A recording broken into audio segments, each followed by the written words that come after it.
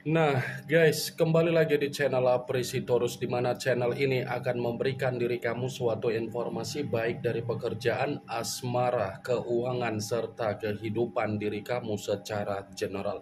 Sebelum saya memberikan suatu informasi dari berbagai aspek yang barusan saya katakan tadi, saya juga mengingatkan kepada teman-teman, informasi yang saya berikan terhadap diri kamu bukan suatu acuan untuk kamu ambil dan untuk kamu terima. Saya hanya bisa memberikan diri kamu suatu informasi berdasarkan kartu yang saya pegang ini. Diri kamu hanya bisa berencana terhadap kehidupan kamu, akan tetapi di balik dari informasi dan perencanaan tersebut, lagi-lagi yang menentukan adalah Sang Pencipta. Sebelum saya mengambil satu persatu kartu yang saya pegang ini secara acak, saya juga mengingatkan kepada teman-teman apabila ketemu dengan channel saya agar menekan tombol subscribe-nya dan menyalakan loncengnya supaya next video saya lebih semangat untuk memberikan suatu informasi baik terhadap kondisi energi kamu, manusia yang selama ini kamu prioritaskan, serta pihak ketiga dia. Oke, Wageng, kali ini saya ingin mengambil satu judul di mana judul tersebut masih ada kaitannya dengan kartu yang saya pegang ini. Apa yang ingin disampaikan oleh kartu yang saya pegang ini ketika saya mengatakan apakah manusia itu sedang mencoba untuk membandingkan diri kamu dengan kehadiran pihak ketiga. Apa yang dia sampaikan terhadap pihak ketiganya perihal diri kamu. Apakah kartu yang akan saya ambil nanti akan memberikan suatu gambaran yang bersifat positif atau memang justru kebalikannya? Kita langsung saja.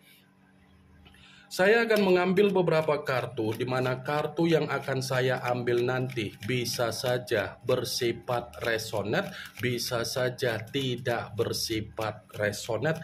Semuanya saya kembalikan terhadap pola pemikiran kamu, semuanya saya kembalikan terhadap situasi energi yang kamu miliki untuk saat ini.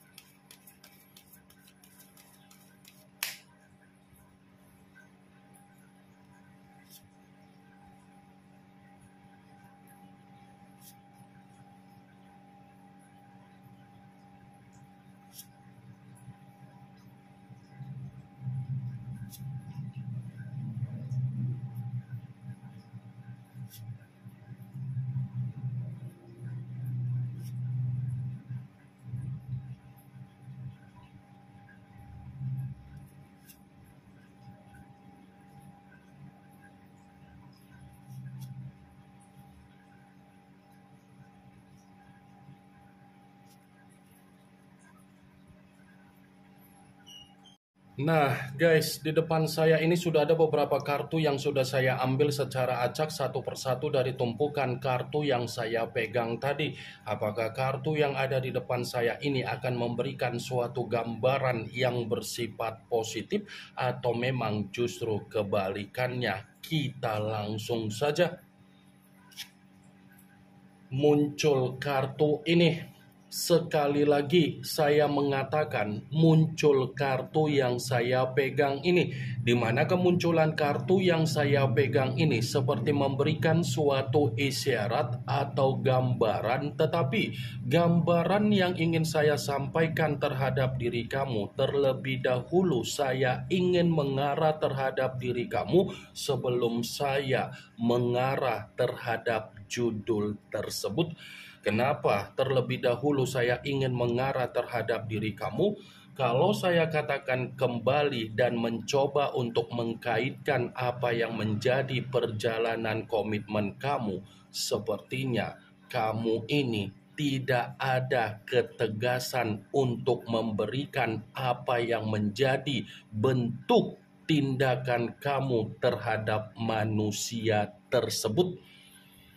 Saya yakin dan saya percaya ketika kamu menjalankan apa yang menjadi komitmen kamu, sebenarnya kamu itu sadar kondisi kamu sudah tersakiti. Sebenarnya kondisi kamu itu sadar kamu sudah dimanipulatif. Tetapi apa yang menjadi kesadaran kamu, baik itu secara pemikiran ataupun baik itu secara intuisi, tidak bisa untuk kamu lakukan secara perasaan yang bersifat tegas.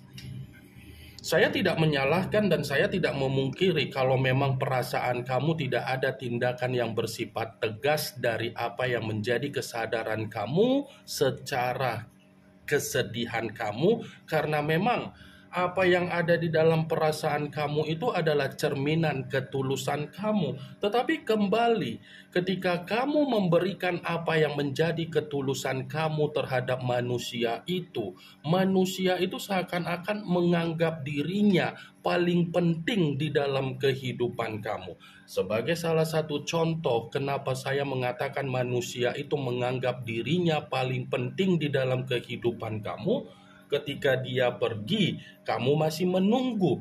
Ketika dia memblokir diri kamu, kamu masih saja kepo. Ketika dia mencoba untuk tidak memberikan suatu kabar, kamu pun mencoba untuk mempertanyakan dari orang yang ada di circle dia. Kartu pertama yang saya pegang ini adalah kartu King of Swords, kartu yang berbicara secara pedang, tetapi pedang tersebut raja yang memegang satu pedang. Kalau seandainya saya mencoba untuk menarik dari kata pedang yang saya tarik, memang saya akuin manusia itu pintar, manusia itu bijak, manusia itu bertutur kata sopan, manusia itu berkarisma, manusia itu elegan, manusia itu cantik, manusia itu berpikir secara dewasa. Iya, itu tidak saya pungkiri. Tetapi apa yang menjadi perkataan yang barusan saya katakan tadi, bukan dia cerminkan terhadap diri kamu di saat ada komitmen sehingga kamu ada kebahagiaan. Yang saya katakan tadi kan itu hanya dia tuangkan terhadap diri dia sendiri agar dia itu lebih berkuasa, agar dia itu lebih mendominasi untuk bisa mengendalikan diri kamu, agar bisa untuk mengata-ngatain kamu, agar bisa memperlakukan diri kamu sebagaimana kehadiran kamu secara harga diri selalu dihakimi, selalu disudutkan, dan selalu dipojokkan. Kamu bisa membayangkan sendiri raja yang memegang satu pedang. Berarti kan situasi kamu di bawah, di situasi dia di atas. Dia keras kepala, kamu mencoba untuk memahami apa yang menjadi keras kepala dia. Tetapi ketika kamu mencoba untuk memahami apa yang menjadi keras kepala dia, kamunya sendiri kan yang capek, kamunya sendiri kan yang merasa jenuh, kamunya sendiri yang menerima apa yang menjadi keruntuhan kamu. Komitmen seperti apa yang selama ini kamu lakukan kalau komitmen itu lebih mendominasi memberikan keuntungan terhadap diri dia? Saya mengatakan apa yang menjadi perkataan saya tadi bukan berarti saya ingin memberikan sugesti terhadap diri kamu agar pemikiran kamu itu bermain dengan apa yang menjadi perkataan saya. Tidak. Tetapi kalau kita kembali untuk memakai logika, bisa saja apa yang menjadi perkataan saya tadi itu dibuktikan oleh realita yang kamu alami. Kalaupun kartu yang saya pegang ini saya kaitkan dengan apa yang menjadi judul tersebut, saya rasa kartu ini pun membenarkan judul itu. Tetapi dalam arti apa? Dia ini seperti mencoba untuk membandingkan kehadiran kamu dengan kehadiran pihak ketiga dia, di mana ketika membandingkan kehadiran kamu dengan kehadiran pihak ketiga, seakan-akan membuat diri dia ini merasa tersiksa, seakan-akan membuat diri dia merasa terbebani, dan seakan-akan membuat diri dia bersifat linglung ataupun bingung. Wajar kalau kondisi dia itu merasa tersiksa karena memang di satu sisi kamu berbicara secara tulus, di sisi lain pihak ketiga memanipulasi manusia itu. Muncul kartu Eight of Swords, yang dimana kemunculan kartu ini masih berbicara secara pedang, tetapi pedang tersebut terdiri dari 8 pedang. Kalau seandainya saya mencoba untuk menarik satu pedang dari ke-8 pedang tersebut, satu pedang yang saya tarik ini, coba kamu perhatikan bagaimana situasi gambar di dalam kartu tersebut.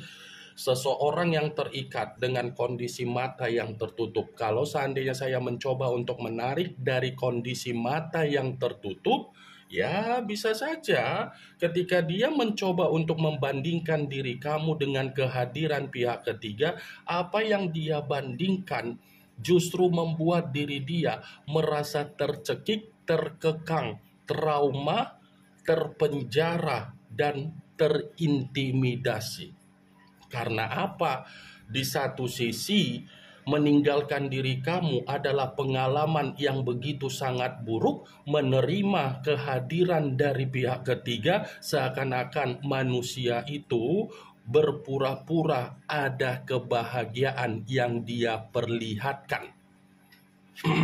Muncul kartu The Hierophant, yang dimana kemunculan kartu ini selalu saya katakan sebagai kartu yang berbicara secara pendeta, tetapi pendeta laki-laki. Kalau seandainya saya mencoba untuk menarik dari kata pendeta, saya rasa kartu ini menjadi alasan kenapa manusia itu membandingkan diri kamu dengan pihak ketiga, karena memang dia terjebak dengan apa yang menjadi permainan dia sendiri. Dia ini sedang terjebak dengan apa yang menjadi permainan dia sendiri. Bagaimana mungkin dia tidak terjebak ketika dia mengenal apa yang menjadi kehadiran pihak ketiga? Pihak ketiga hanya memperlihatkan secara cover agar dia merasa nyaman, tetapi berbeda dengan diri kamu, baik secara cover ataupun secara dalam, internal ataupun eksternal yang kamu miliki. Itu kan sudah mencerminkan bahwasannya diri kamu mampu untuk membimbing diri dia, mampu untuk mengarahkan dan memberikan nasihat untuk diri dia. Muncul kartu Queen of Swords, yang dimana kemunculan kartu ini masih berbicara secara pedang, tetapi ratu yang memegang satu pedang. Kalau seandainya saya mencoba untuk menarik dari kata pedang, pedang yang saya tarik ini pun masih membenarkan apa yang menjadi judul tersebut. Membenarkan dalam arti apa? Ketika manusia itu membandingkan kehadiran kamu dengan kehadiran pihak ketiganya, baru dia sadari ternyata pihak ketiganya begitu sangat licik.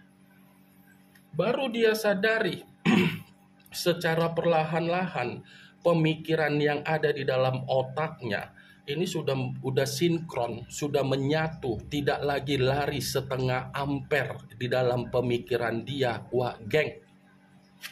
Muncul kartu The Empress, yang dimana kemunculan kartu ini ratu di atas ratu. Kalau seandainya saya mencoba untuk menarik dari kata The Empress yang saya tarik ini pun masih membenarkan apa yang menjadi judul tersebut. Membenarkan dalam arti apa? Ada alasan kenapa manusia itu masih saja membandingkan kehadiran kamu dengan kehadiran pihak ketiganya. Alasan yang ingin saya sampaikan terhadap diri kamu, ternyata manusia itu masih menyimpan apa yang menjadi kebaikan kamu. Dia masih menyimpan apa yang menjadi kebaikan kamu. Dia masih termenung dan menghayalkan ketika kamu memberikan nasihat dan pemikiran dewasa kamu. Wah, geng. muncul kartu The Devil, yang dimana kemunculan kartu ini mengarah terhadap unsur tanah berlambangkan 3 zodiak, Capricorn, Taurus, dan Virgo. Kalau seandainya saya mencoba untuk mengesampingkan ketiga zodiak yang barusan saya katakan tadi, saya rasa kartu ini pun masih membenarkan judul tersebut. Membenarkan dalam arti apa? Ya, tidak berbeda jauh dari kemunculan kartu The Empress yang saya katakan tadi. Alasan-alasan berikutnya dari kartu The Devil, ketika manusia itu menerima apa yang menjadi resiko dan penyakit atau kabar buruk atau dampak buruk atau suasana yang bersifat negatif dari pihak ketiga dia, barulah manusia itu merasa menyesal. Dia sadari, baru dia menyesal. The Devil, lambang dari kata iblis. The Devil, lambang dari suasana yang bersifat negatif. Muncul kartu The Lovers, yang dimana kemunculan kartu ini mengarah terhadap unsur udara berlambangkan 3 zodiak, Aquarius, Gemini, dan Libra. Kalau seandainya saya mencoba untuk mengesampingkan ketiga zodiak yang barusan saya katakan tadi, kartu ini pun masih membenarkan judul tersebut. Membenarkan dalam arti apa? Ya, bisa saja ketika manusia itu membandingkan diri kamu dengan pihak ketiganya, karena memang situasi manusia itu terhadap pihak ketiganya ini lagi bersifat sensitif, ini lagi bersifat tidak harmonis, ini lagi bertolak belakang, dan ini lagi ada suasana yang saling mengintimidasi. Muncul kartu Justice, yang dimana kemunculan kartu ini masih mengarah terhadap unsur udara dan masih berlambangkan 3 zodiak, Aquarius, Gemini, dan Libra. Kalau seandainya saya mencoba untuk mengesampingkan ketiga zodiak yang barusan saya katakan tadi, lagi-lagi kartu ini pun masih membenarkan judul tersebut. Membenarkan dalam arti apa? Ternyata ketika manusia itu membandingkan diri kamu dengan pihak ketiganya, manusia itu merasa kehidupan dia diperlakukan secara tidak wajar oleh pihak ketiganya, karena pihak ketiganya lebih mendominasi untuk menyudutkan dia, menghakimi dia, memojokkan dia, dan memberikan keadaan yang tidak bersifat seimbang. Ini yang ingin saya sampaikan terhadap diri kamu dari berbagai kartu yang saya pegang ini. Yang positif ambil, yang negatif buang. Sekian dulu informasinya. Salam kartu tarot, salam zodiak.